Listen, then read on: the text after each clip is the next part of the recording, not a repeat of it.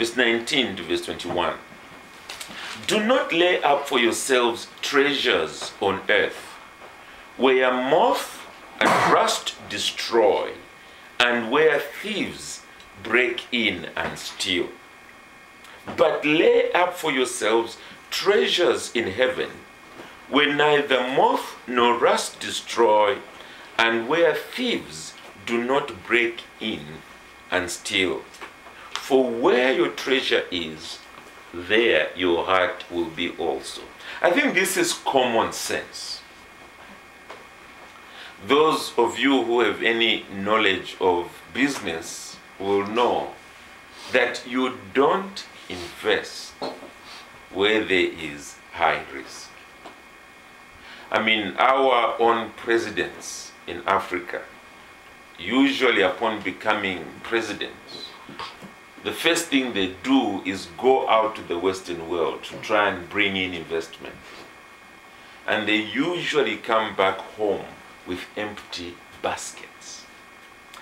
And the one reason that they finally announce when they get back home is that Western businessmen are reluctant to invest here because Africa is risky. Too many civil wars. Stability is not assured or ensured. You only need one government to hand over to another government, and before you know it, there are rules and laws that are being enacted, and your entire life's investment can go up in flames. It is simple, common sense. And that's what Jesus is talking about here. He is saying the problem with materialism is that you are converting your energy, whether it's mental energy or physical energy, into a form of investment that can easily go up in flames. And you see, the problem with time is you can't go backwards and try and reclaim the lost years that you've already poured into that form of investment. The problem with earth is that moth and rust destroy, thieves break in and steal. James deals with a similar subject in James 5.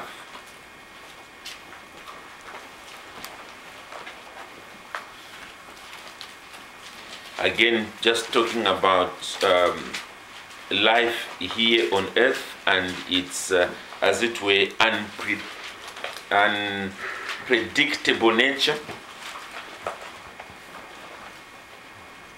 He says there, come now.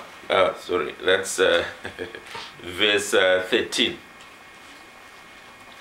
Sorry, where am I? Chapter 4, verse 13, and then we'll go forward. Chapter 4, verse 13. Okay? He says, come now, you who say today or tomorrow we will go to such and such a city, spend a year there, buy and sell, and notice this, and make a profit. You who talk so confidently about earthly investment bringing you a return tomorrow. Here's what he says. Whereas you do not even know what will happen tomorrow. For what is your life? It is even a vapor that appears for a little time and then vanishes away. Instead, you ought to say, if the Lord wills, we shall live and do this or that. But now you boast in your arrogance. All such boasting is evil. Therefore, to him who knows to do good and does not do it, obviously he is spending his energies in other activities.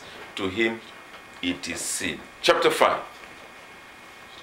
Come now, you rich, weep and howl, for your miseries are coming upon you.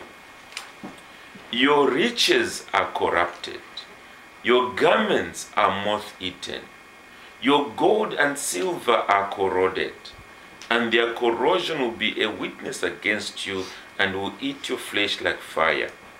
You have heaped up treasure in the last day, and look at the cost of this treasure.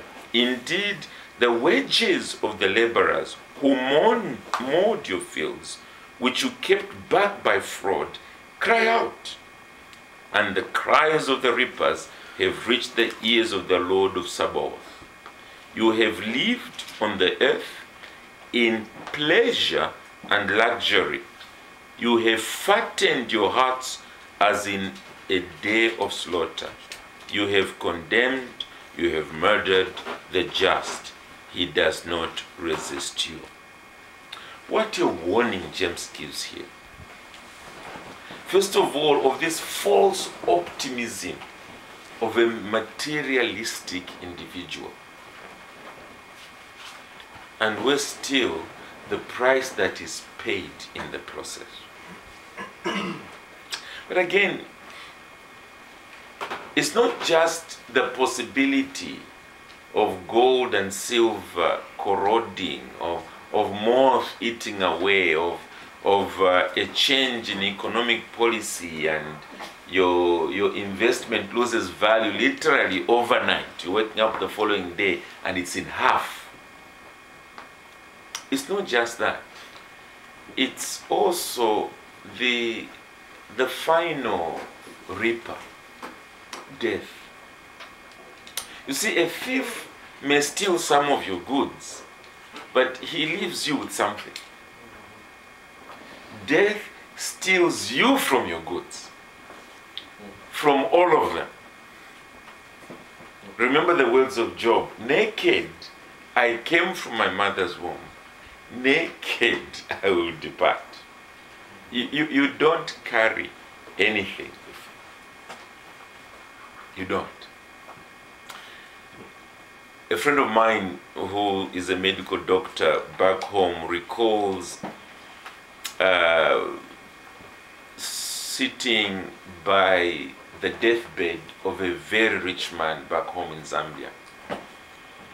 And he said that man would have gladly given up half of his wealth to live. But what a miserable ending the man had. As he was wailing, pleading with the doctor to save his life, when he said there was nothing I could do, it was terminal. Until finally the man lost his strength and life slowly ebbed away. And he said, I really felt sorry for this man who was rich in earthly terms, but poor before God. Everything that he had was being robbed away from him. But listen to the opposite, which is what heaven is. But lay up for yourselves treasures in heaven, he says, where neither moth nor rust destroy, or where thieves do not break in and steal. The Lord Jesus Christ there it's simple common sense. He's saying, use your energy, yes, to create wealth, but put that wealth in a place where economic recessions will never be. You will get 10, 20 times, 100-fold on your investment. Now come on, you don't need to be a genius to realize that that makes sense. Heaven secures your investment. That's what it does. And it is a permanent investment. The Lord Jesus ends that section by saying, where your treasure is, there your heart will be also. In other words, since you are devoted to the place of your investment, materialism dooms you to heartache and loss. Because your treasure is here on earth. So everything that's happening here is actually happening in your life. You find people look at what's happening on the stock market and they develop hypertension and everything else, their lives fall apart. Why? Because where their treasure is, that's where their hearts are also. They are not able to live above the changing conditions in the world. And Jesus is warning us about that. That's the first reason why he's telling us to beware of materialism. It's just bad economic sense. And surely those of us who are parents and are bringing up others in our homes, whether sons or daughters, we ought to help them to develop that simple common sense. That you have an opportunity in life to invest, to use your time, to use your energy, and to use your gifts, your abilities. But whatever it is you're producing, make sure you are putting it in a place which is safe. And there's no better place than heaven itself. No better place. Well, there's a second reason that the Lord gives, and it is this. Materialism kills true spirituality. Materialism kills true spirituality. It blinds you to eternal reality and consequently takes you on a downward spiral to even worse worldliness. It blinds you to eternal reality and takes you on a downward spiral to even worse worldliness. The Lord Jesus here uses figurative speech in order to bring this truth out.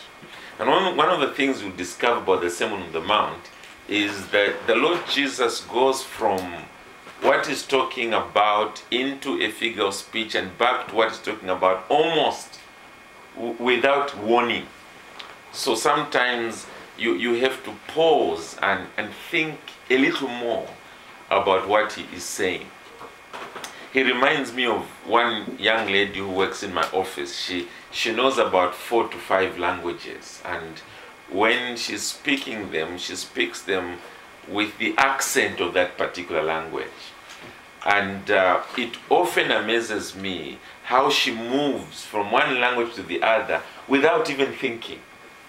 And you often realize that she's talking to somebody else by the fact that she has just suddenly changed language. Now, usually she works in the next office from me, and that's the way I can almost tell that she's changed her audience just by changing the language she's speaking in.